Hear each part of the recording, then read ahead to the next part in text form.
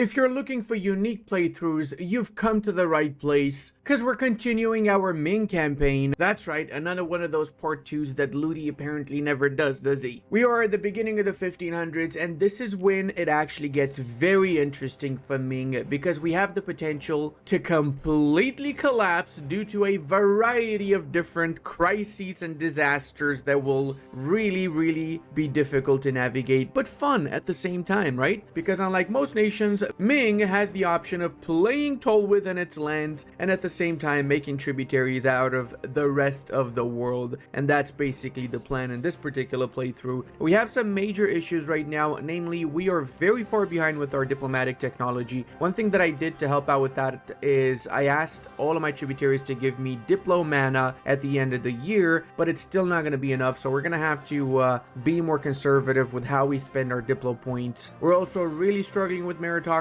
I have spent a little bit of military power to increase meritocracy, but it's not worth it because I keep getting events that just lower it and lower it and lower it, so I'm just gonna have to slowly work it up. We just did another reform as well, so we are down to 45 mandate, which means that we really need to just relax, take a chill pill, and wait for the mandate to go above 50. We have the option of making Ternate a tributary, but we're not going to do that because we are currently colonizing these spice islands because we would like to get some cloves, as well as we are attacking right now Tidor. We'll be attacking Ternate right after because these two provinces already do have cloves guaranteed in them, so we don't need to pray to the RNG gods to get cloves anymore. In general, securing the spice islands is an absolute massive brain, since not only do we get more economy out of this, but we starve the Europeans from potentially cucking us by taking the spice islands, as well as we make our way into the Southeast Asian parts, which are basically free real estate, which we can colonize, as well as make tributaries afterwards from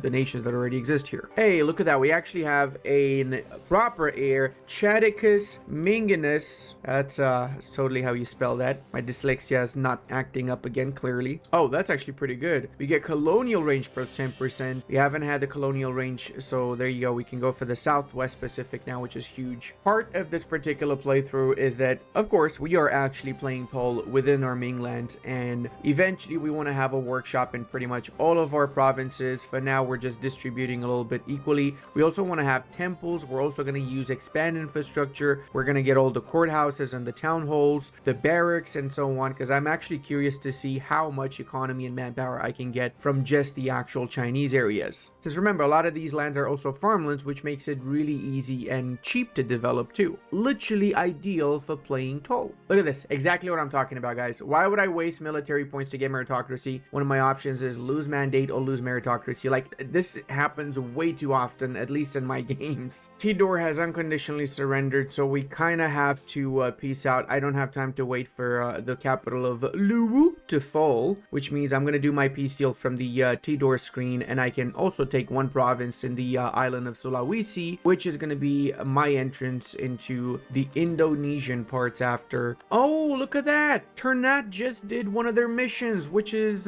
good, because it means they're going to be colonizing these areas for us, so we don't need to do... We could technically wait until they finish colonizing Ceram, and then after we could attack them. That way we don't pay for the upkeep for the colonist during the colonization of Ceram. Yay, the province of Sula is producing cloves. Also, do not Google what Sula means in Romanian. Don't, just trust me on this, do not do it. We managed to get counting houses in all the provinces here, so now we can do the Grand Canal of China. Zhang Zhizhu is going to become a great engineer, and every province with the canal also gets a workshop upgrade as well as a base production increase of 1. So we have upgraded our first tier workshops to the Admin Tech 24 counting houses, which is an actual insane. Imagine, this is like 150 years before we could actually do it, right? Yeah, I'm gonna bite my lip here, and I'm gonna just use all of my military points to increase my meritocracy. Hopefully we don't get any more events that will screw us over, because I really need to revoke a privilege from the eunuchs, and having low meritocracy increased their influence by 20%, which we now just got rid of. So once we get rid of the diet summoned, and perhaps we increase our loyalty above the threshold about a little bit more, say for example an extra 10% from selling titles, as long as we get up to say 60% and then we give the titles, then we should be able to revoke single whip law. This particular privilege is great financially early on, but we have to revoke it because it doesn't allow us to take lands from the eunuchs, and we need to take lands from the eunuchs. Also, religion-wise, we're not going to harmonize anymore any other religions until we reach 100 harmony. Once that's done, we get a 50% religious harmonization speed increase. And also, I'm doing it because I need to get this mission done. We need to have 90 harmony in order to do Pure Land, which will increase the development of the Monument Temple of Confucius by 1, so we can upgrade it to level 3 without spending 5,000 ducats. And we also get a Great Temple in Yanzhou as well. The Great Temple of Confucius at level 3 gives a religious unity plus 50%, so we literally never need to worry about religious unity ever again, as well as yearly harmony increase 0.5, which is huge as well. But there's more than that. Remember that we also have the city of Lhasa, which again gives 25 religious unity, and we also have humanist ideas that also increase our religious unity. So we are right now standing at 112%. With all of those monuments, we're gonna reach close to 200 without any sort of an issue. In the previous video, we had to spawn Renaissance in our provinces, which has spread to all of our country and apparently to adjacent nations too. By contrast, if we were to wait, it wouldn't even have reached us by now even. So we're gonna have to do the same with colonialism, which has spawned in the province of Sevilla. We will have to spawn it by developing a province here. I'm also expanding infrastructure 3 times in Beijing, which makes it significantly cheaper to develop Beijing. Now, I'm not saying I'm gonna develop Beijing, I actually haven't decided, but I'm kind of thinking of developing Beijing just for the memes, and also to see people rage because I'm wasting mana points. Look! Clickiest, and we got 8.5% from 1 click. Another 8 or whatever. We got up to 17. We got up to 25. Yeah, we're not gonna waste our diplo though. We were not as lucky with the second province in the Spice Islands. It became incense, not cloves. Obviously, if you are in my shoes and you want to get cloves, you can Alt F4 when that happens until you get cloves. I'm just not that desperate or care that much about it. Remember how we need to get rid of the privilege for the eunuchs? Well, we can use one of our decrees, which will increase the loyalty of all estates equilibrium by 10%. So that means we will be able to go up to 68% with the eunuchs, and then we just sell a little bit of crownlands and we're going to be able to revoke the single wood privilege, which is huge, absolutely huge. Obviously, we're never going to probably go for that particular decree ever again. It's very situational, suffice to say. And look at that, we're getting almost half a mandate monthly, which is pretty significant. The truth is that me reconstructing all those fortifications played massively into this because it allowed us to keep our prosperity a lot easier. Look at that, almost every province is covered by a fortification. There are some exceptions, which we will be fixing right now. Actually, now that I think about it, we can do a fortification in here, especially since this is also a hill, so that's double whammy, as they say, right? As well as we can do another one in the southern parts here, which have apparently no defense right now. Not sure how I missed this part. These areas, when I get the money, are also going to get a fortification since they are highlands and they're by the border with areas which we're never going to be conquering. We're only going to keep these North Indian bits as tributaries. Wait, what the schnitzel is happening here? Mataram has pretty much conquered most of Majapahit. Demak also took their little province, and Sunda took the rest. Okay. Oh no, Blammerang! Oh, Black Betty, Blammerang also took some parts. The great split of Majapahit. Speaking of Majapahit, guys, in EU5, Majapahit is insanely fun. I'm really hyped for that whenever the game's going to be coming out. Nobody knows, of course, when, but I'm super hyped for it. Just realized Beijing is a grain province. I'm literally wasting mana points developing this province, aren't I? I should be developing like silk. I even have a mission for which I have to develop silk provinces. Why am I developing Beijing? What's wrong with me?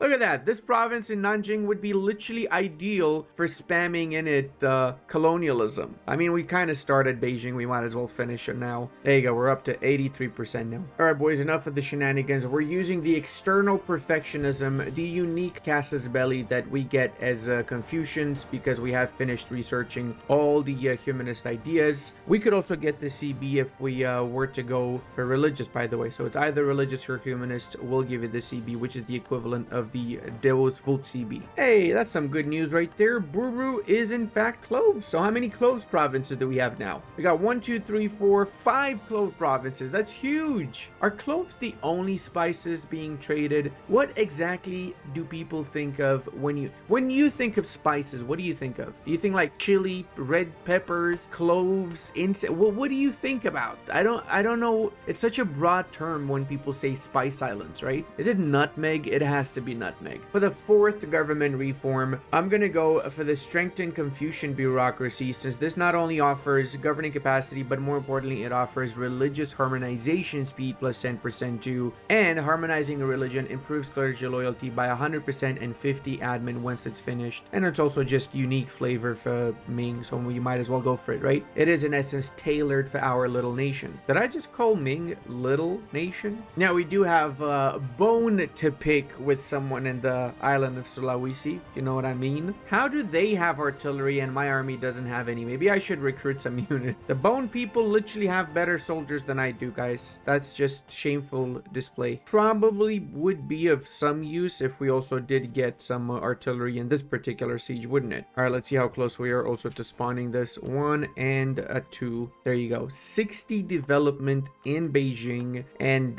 yeah, it's just crazy how much money we're making off of this one province right now. But hey, we also have colonialism, so eventually we're going to be able to embrace this everywhere. Let's also make the temple here level 3, which means we get prestige decay minus 1% increase, and eventually we increase our mandate when we get this to level 3. I'm also doing the peace deal with the war leader, which is Turna, so I don't get any unlawful penalty. Basically, I don't want to have to pay a diplo from taking lands in Bone. And speaking of, I'm going to take this province, so I'm going to need to land over there as well. Having that province means I can make tributaries out of Banjar and Kutai without issues. If I was to make a separate deal, check it out, we're basically paying an extra 66 diplo, and remember that diplo is actually one of the things we really want to not lose too much of right now. So let's do these 2 provinces. Actually, do they have any province that has really good goods? All of them are actually spice. Holy schnitzel, they're all spice. Is this province spice too? Oh my god, is the entirety of Sulawesi spice with the exception of Palopo?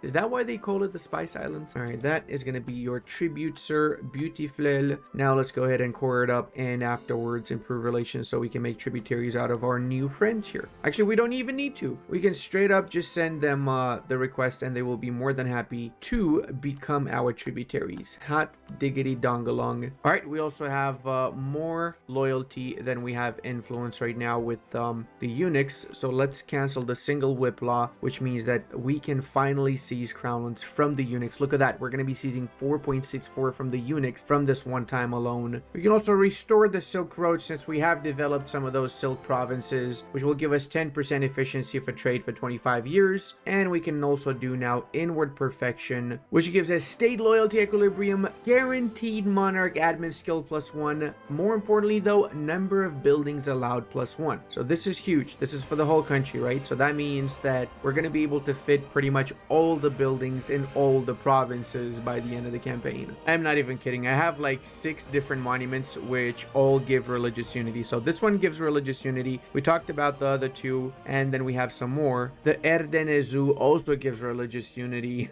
And yeah, it's just, there's a lot of religious unity in Asia. I mean, granted, some of these are not technically mine. They belong to my tributaries. But guess what, boys? We have 100 mandates, so that means we can do another reform, and we will be able to eventually, once we have 8 reforms passed, get the ability to transform our tributaries into vassals, which is just ridiculously broken. Now, for the next celestial reform, I will be going for this particular one just because I can and because I need to go for it eventually. It's not necessarily the best one, but it's going to help out. I probably should have done that before I developed, though. 5% development cost reduction is actually not too bad. I also hate seeing that Oirats is getting bigger and bigger. The more tributaries that disappear and the stronger Oirats gets, the more difficult it's going to be to keep them in check, right? And really good news, we have discovered the new world where apparently we have a pretty sizable Zuni tribe, and the Central Americans are not completely gone. So that means we could probably snake our way into Central America if we really wanted to, which we do. Get some of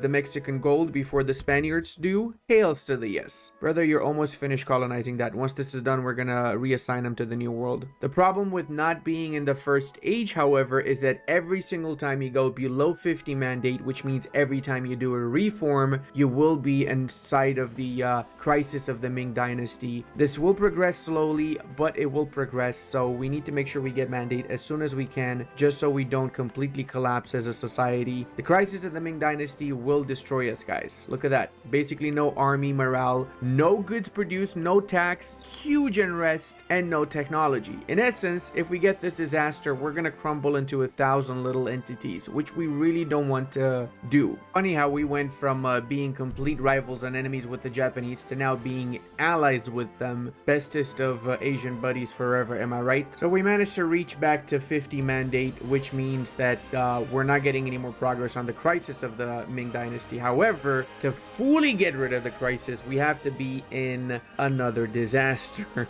So I have a few choices here. We could trigger domination of the eunuchs, which is pretty horrible too. Internal conflict, which is like the least worst one. Civil war, so-so, and unguarded nomadic frontier, which is not good also. So really the only option is internal conflict, or just not do any more reforms until the end of the Age of Reformation, or just go through the crisis of the Ming dynasty. I mean, I guess we could also just go through the crisis just for the memes and to show you guys how to navigate through it if you end up in the Ming crisis, because personally I'd rather just avoid it than go through it, but that's just me. To be fair, it does make good content now that I think about it, right? Since it's not something that's easily understood how to properly get rid of that particular, well, how to survive that disaster, better said. Wait a second, when did Bhutan form? What is this? Oh my god, I think the nation of Yu formed Bhutan. That is so freaking cool, man.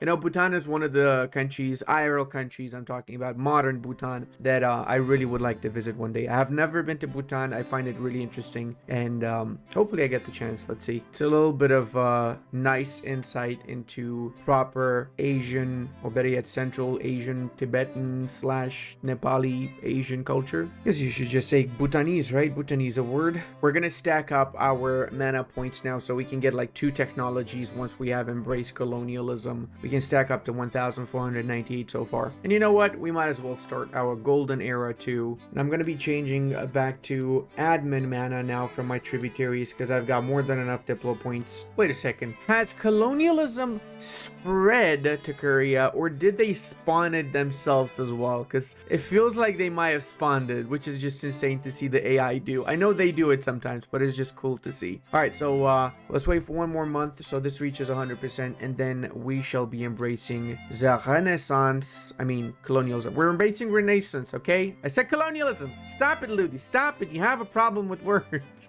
All right, let's go ahead and get the technologies to almost military tech 11 as well. Holy schnitzel. Wait. We're not able to get Diplotech 12, but we have a bit of a surplus. So we're gonna have to use up some of that surplus. One easy way to use it is to just convert some provinces. There you go. Get a little bit of more our primary culture, shall we? And we can get our third idea set. Now we have a few options here. I think I'm gonna go for trade ideas though. I know I said I'm not sure, but I'm definitely gonna go trade. Not only because it's good for your economy, but the policies are really great too. So if we go aristocratic later down the line, we get an extra merchant and trade power abroad plus 30%, which is huge. Similarly with humanist and with exploration, we get manpower and production efficiency. Again, really great policies too for late game. And we also can directly get an extra merchant now, which is huge, because it means we can start directing from the Jiren node into our Beijing node instead of it flowing all into Nippon or staying in Jiren. Here you go. We also have done Sail East, which is going to give us colonial range and colonial settler increase plus 20, as well as we're going to get 5 innovativeness if we circumnavigate the globe for the first time. Our New World endeavors are about to finish too, so once that's done, we're going to hop around, get a new colony around Chinook, and then another one and another one until we reach the Middle American areas. Wait a second, Middle American, Mesoamerica? Is that why they call it Mesoamerica? Because it's the middle of the Americas? No way, bro. Ludi out here fishing for more comments. You know, I'm gonna call you guys out because I do fish for comments a lot, right? And a lot of you get that, obviously. But some people really get so triggered about some things that I say. Oh, guys, I also should mention, if you decide not to go for the strength and Confucian bureaucracy, going for the expand temple rights is actually really good as Ming, because the -2 local unrest is going to help out massively massively, especially if you have to go through the crisis of the Ming Dynasty situation. I mean, don't get me wrong, you're still going to be suffering and you're going to have a ton of rebels, but you're going to have slightly less, at least in the provinces where you have temples. Also, because I went trade ideas, I can go for this particular reform next, the unification of Asian markets, which is going to give me an extra merchant and goods produced plus 5%, which is insane. That's a 5% increase in our economy in essence, more or less. I really wish there was a button that allowed you to change all of the tributary tributes instantly without having to do this individually with each one of the tributaries. Kind of like this button. Can we have like a second button next to this one that does it? Because it can get a little bit tedious, not gonna lie. Since, let's face it, in most situations, you're probably gonna be asking for the same thing from most of your tributaries, with a few exceptions, of course. Also, we just managed to get 100 harmony, so let's go ahead for the pagan group. So it will take us a while to do this, but getting the pagans not only will give national unrest -1, which is kind of underwhelming, but it is what it is, but it also will help us keep in check all of our provinces in the Southeast Asian parts, because the ones that we have are predominantly animist with a couple of no, actually they're all animist right now, with the exception of Pasir, which is Hindu. Wait, so is that enough? Is it 20 development? It's not, is it? In order to get the Dharmic one, we need 12 more developed. So I guess we can just attack another one of the Southeast Asians that is Hindu, like Sunda or Palembang, I guess. Wait, hold on a second. Sunda is Hindu? Why did I think that Sunda is Muslim? Did they change this, guys? Was it Hindu always? Let's go ahead and improve this province as well 5 times, just so we get another mission done. We gotta also get a temple. We don't have a temple there? I thought I built a temple here. Oh my god, I'm the worst. Wait a second. Our leader is 546? Really? I haven't played this save in a while, to be fair, so I'm actually surprised that I don't have an absolute trash leader like I usually have. Alright, boys, we're close to getting proper guns. Let's also do, is that Pure Land? Oh wait, no, that was level 2. Shiz! I forgot to upgrade it to level 2. It was level 1 and it went to level 2. It could have been up to level 3 if I upgraded it. Oof. Oh, we can also do the censorate now. So we get for a limited amount of time some pretty decent modifiers here. Or we can get 100 government reform progress. I'm gonna go for the government reform progress actually. And I also forgot to reform the administration. We need to do this twice more. So we can do 1 and 2, and there you go. We got rid of that horrible starting country modifier. We can also get back up to 3 stability, which makes a huge difference. Holy mother, we don't have any more minimum autonomy in our provinces. So look at that, we went down to 0, or in the case of this province to 2. But yeah, in general it's 0 autonomy. Okay, wait, it only costs us 233 diplo power to buy this because of humanist ideas, Ming traditions, harmonization of the Mahayana faith, innovativeness, and golden era. That is insane. So if we mix this in with some monuments, I didn't even think about this. If we did that, we could probably get it for like 100 and something per idea, which is insane. Oh, I like that. I actually really like that. I might try and go for that actually. We also need to have a proper light ship fleet. So let's get 50 light ships, build them up, because we're gonna need to do some proper trade wars in the eastern parts. And I'm gonna need some galleys too, just for a mission actually. Let's say 30 galleys should be fine. We might need to disband these after. Let's see, because we are a little bit over the naval force limit, but we're not doing bad economically, so we can probably field that and then some. In fact, you know what? I'm just going to build a couple of shipyards so we don't have issues with our naval capacity. We also just finished our trade ideas, so the policy also gives an extra 10% idea cost reduction. So now getting ideas is even cheaper, which means whenever we unlock the 4th idea group, we're going to basically fill it up instantly now. And also we got an extra merchant, so let's decide where we're going to send this guy. I kind of feel like I want to stop trade from filtering into Europe, which would imply that I would have to set a merchant to collect in Yumen. However, in order to really make money, we should be transferring trade from Canton into the north, which will filter into Beijing afterwards. So once we unpause, there you go. We get an extra 10 ducats filtering into the north, which translates into 46 ducats in our main node as consequence. Oh, this is literally just the cherry on top over here. We get religious harmonization harmonization progress and idea cost -5 again for 10 years. Obviously, this is useless, the idea cost, since we already have all the ideas, but we're gonna go for the religious harmonization because that means we're gonna finish the pagan group a little bit faster now. We've also been improving relations with some of the North Indians. For example, Bengal here is actually gonna accept our tributary now status. We didn't even need to attack them, we just made them our subject with a simple click, and then we're gonna be able to turn them into an actual vassal afterwards once we get some more reforms done. Literally easiest world conquest imaginable. Like, it's crazy, man.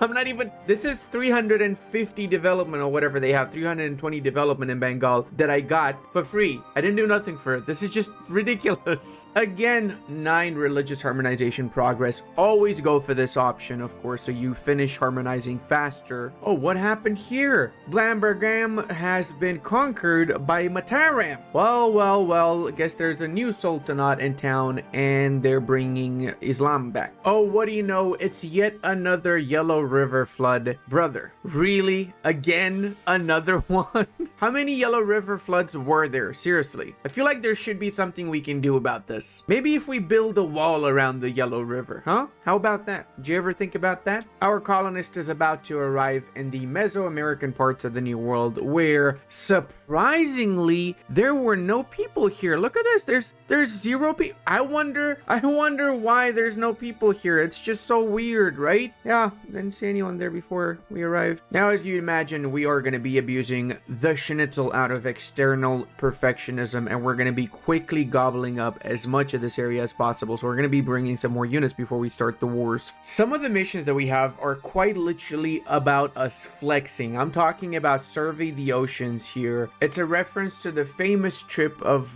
the massive Ming fleet that was westbound that eventually ended up around Tanzania, if I'm not mistaken. In any case, what we need to do for this mission is we need to have some galleys in specific straits, and we need to have some gifts sent to certain nations, which we have just done. So once our galleys manage to get to the Straits of Coromandel, there you go, they just did, we can now do this mission. And the cool part is that we gain forced tributary status, Casus Belli, Malacca, Vijay, Orissa, Kelantan, the nations that we send the gift to, as well as we get a permanent 25 power projection. That's right, boys, that's permanent. So that means we never need to worry about our power projection going below 50, and as consequence, we will always have the +1 mana points for all 3 of the estates, which actually comes in massive handy since it is pretty difficult as the first great power to get any rivals, in most cases as Ming. Also made my decision, I'm going to repeal the hygiene policy since I get the extra trade efficiency and institution spread. It's actually pretty decent overall. And there you have it. We have just gotten the Spanish square technology, which means we have the banner infantry, the 3rd best infantry units in who am I kidding here? They're average,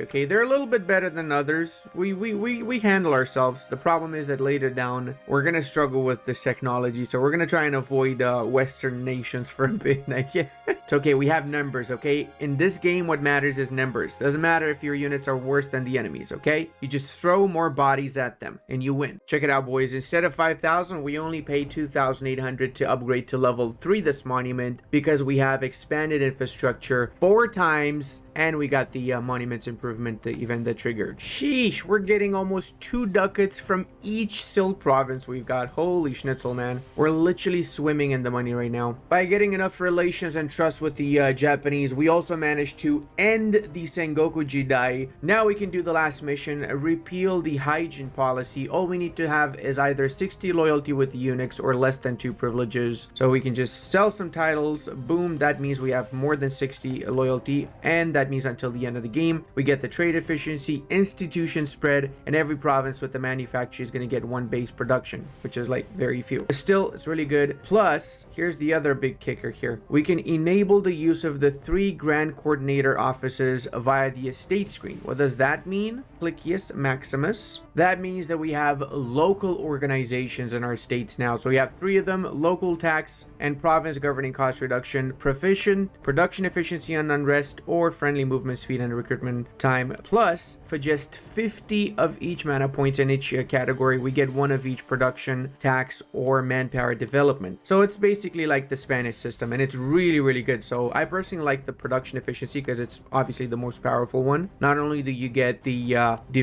production development for 50 mana, which is huge, but the production efficiency is insane. Remember that in the mid to late game, production is by far king of the game when it comes to economies. We're gonna get a few of these around wherever we can, in the bigger states especially, and whichever states I happen to click on, really, to be fair.